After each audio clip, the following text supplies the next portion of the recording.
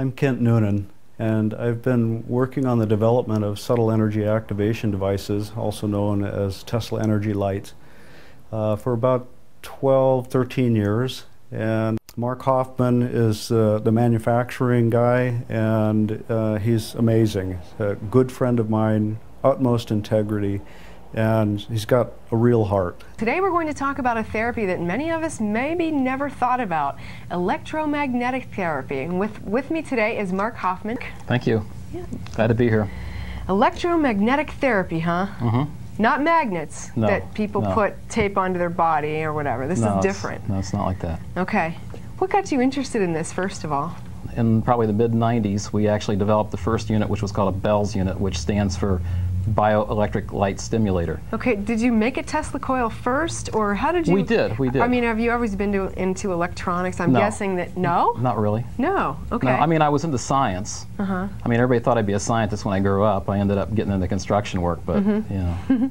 Okay, so you build a unit, kind of because of this guy told you his body improved with the use of a Tesla coil. Now, the unit that you developed, was it similar to a Tesla coil? Or? It was a Tesla coil. Oh, okay. And then we, you know, we got different types of gases and installed those into that, hooked them up to the Tesla coil to create an energy field. Did you have to study some writings of Tesla, or how Well, did you? yeah, I mean, I read stuff. I read stuff about it, and, you know, just one thing led to another, more or less. Yeah. So you did your research. Yeah. Right. And then you and a couple other people put this together? Right.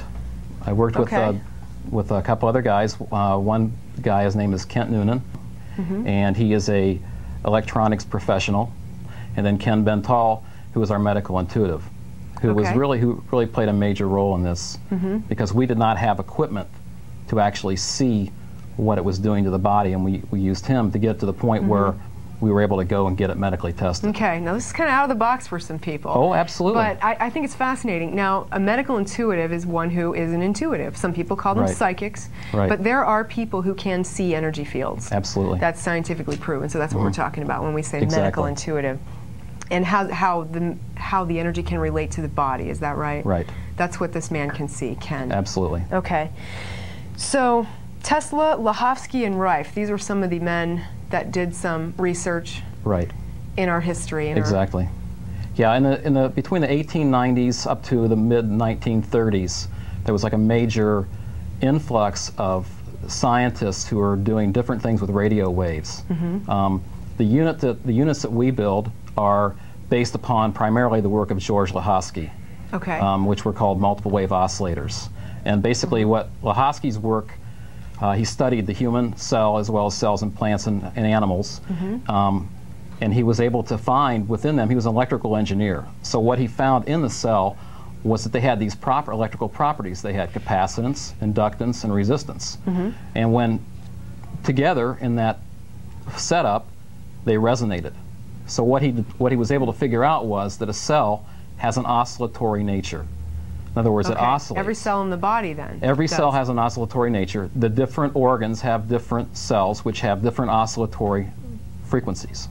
Okay, so through his work, he found that a healthy cell, had a resonance, but when it became invaded by microbes, it would lose that resonance, and it would enter into what he called oscillatory disequilibrium, which means that the cell basically is diseased. Now, is this the same thing, maybe you know, if this is the same thing that when people talk about free radicals hitting a cell, or free radical damage, it would change the vibratory rate of the cell, which in turn makes us ill. Different influences besides just microbes can change the frequency of a cell, because a cell, the DNA, is like an antenna. It transmits and receives frequencies. Lahovsky's belief was that there were cosmic radiation that interacted with the cells through the DNA, which made it work, basically made it operate. That was the premise for his work. So he was able to determine a broad band of frequencies which all human cells worked on. Oh, okay, so he was able to determine that. Yes, yeah. Okay. And so at that point, then he created a machine which created this broad band of frequencies that interacted with the cell, and or with all the cells. With in the all the human cells, body. with the whole body. Right. Absolutely. We have a couple books by Hoffman that we'll Right. take a look at the covers. Right. They're very simple covers, but some of his research is in these books that Right. you're talking about. Right. Okay. Yep. Borderland Books or Borderland, Borderland Sciences, correct. Produced these books. The book was published in 1935. This is really pushing the envelope of what, normal medical research would believe. Right. So why didn't this make it to the year 2000? I mean, Well, in popularity, you're doing this. Because there was so much going on during that time, it kind of just didn't really make it up to the top shelf. And so it's still there. The research is there, and it's like this. We have actually had one of the first unit that we built was medically tested. Right, and we're going to get into that in a little Right. bit when we come back. But is anybody else doing this? Primarily, what people build are what are called Rife machines, which was Royal Rife who built. Okay, a based machine on his research. On his research, which was a single frequency. He used machines which had a single frequency to target a certain pathogen. Okay. Okay, whereas what we're doing is we're creating a field of energy for the whole body. Okay, all right. Well, when we come back, we're going to take a look at these machines. We taped them earlier, and they're really interesting to look at. So you won't want to go away. We're also going to be talking about some of the medical research that was done. So we'll be right back. Welcome back to Wellbeing. I'm Cindy Bryant, visiting today with Mark Hoffman. We're learning about electromagnetic therapy and your machines that you've developed. Correct. Let's take a look at that machine. I know everybody's dying to see what these look like. Okay. Then you are holding a fluorescent tube, Mark, and it's That's not right. plugged in. Yes, that's It's lighting up as you bring it toward the machine. right. Tell us about that. Well, that's Tesla's wireless transmission of electricity. I mean, basically, you create a plasma field that's strong enough, can light up. What I think of as an aura around a person's body. Right. And it actually lights up that fluorescent tube. And you had both your hands on either end, Right. so Yeah. it's obvious that it was not plugged into anything. Here we're showing it again. It's plugged into me. Plugged into you. Yeah. So are you the conductor then? No, No, you're not. no, I'm just holding and showing it that there's no wires hooked to it. Okay, Yeah, fascinating. So this demonstrates the field that it creates. exactly. Now what? Now what do you do with it? Do you stand beside it, or how does? What do people do? You just get within a few feet of the machine, and it radiates through your body. It takes the cell, and basically takes the cell and returns it to a state of rejuvenation. Okay. And that's the Or does it go and look for negative electrons or? well to Makes try them- to make it as simple as possible. Okay. I mean, basically, you create a field of these different frequencies. When the cell within it has a blueprint frequency that it functions at. If the cell goes into what Blavatsky called oscillatory disequilibrium, it loses that frequency. When And that could be caused by depression or yeah, anything it that, could be created by other types of radio waves, right? or like, for example, the 60 hertz. Anything that would compromise our physical body. Exactly. And to lead us to an illness, Because our perhaps. cells are like antennas. They have these antennas. They pick up everything going around us. The human body, from an energetic standpoint, when weakened or shifted from its normal equilibrium, which is what we're talking about, oscillates at a different and less harmonious frequency than when healthy.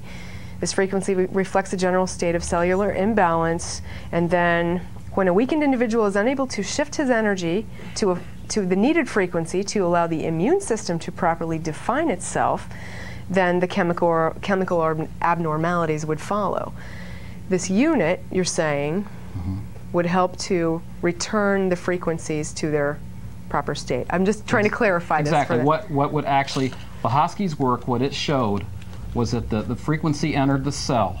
It caused the cell to expel the toxins in it and then ingest nutrients. Ingest nutrients? Nutrients. Okay, so Come the in. cell could then function again. properly. Exactly. Okay. Now someone would put this in their room Sure. or for an extended period of time? Blavatsky's work, would go through a certain regimen of usually 15 minutes at a time. Okay. And this could go on for a few weeks or months, depending Okay. on what was actually being, trying to be done. Many instances of depression and other emotional problems were reported. And with the exception of a single patient who wanted to return to antidepressants, all of the patients exhibited you know, optimistic, cheerful outlooks. Okay, that seems kind of, well, I don't know, that could be a placebo effect.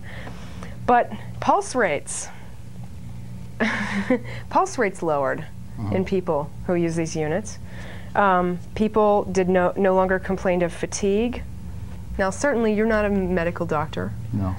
And neither are your partners. No, but we work with them, and we're willing to work with other doctors that are interested in our research. Mm-hmm. Absolutely. Okay. Because I really feel that there's a balance there. Sure. I mean, these are not intended to replace a physician. Not at all. But it's a complementary. Absolutely.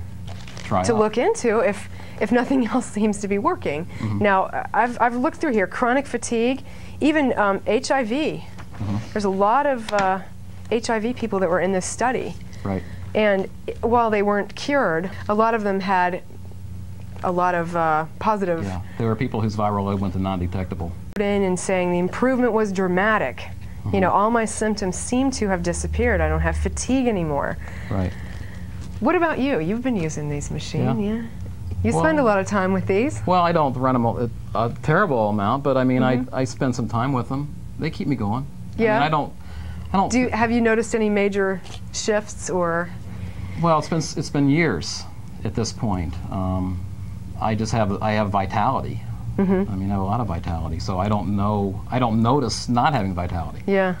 Fascinating. Well, electromagnetic therapy. Very interesting. So everything that he makes, he puts all of himself into it, tries to make sure all of the details are just right, and it really makes a difference. These are subtle energy devices, and subtle things not being quite right have an effect. And so I really take my hat off to Mark that it's amazing what he does. We come up with ideas that bounce back and forth between us, and together this just keeps ratcheting up the effectiveness of this technology. And so we really rely on the inspiration on all levels, and the energy between us is pretty amazing at times.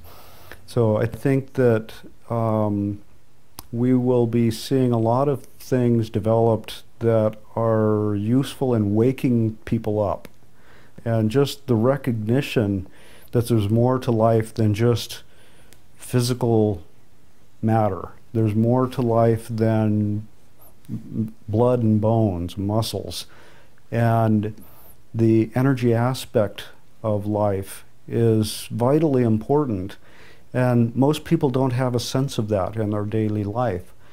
And it's time for us to wake up to that.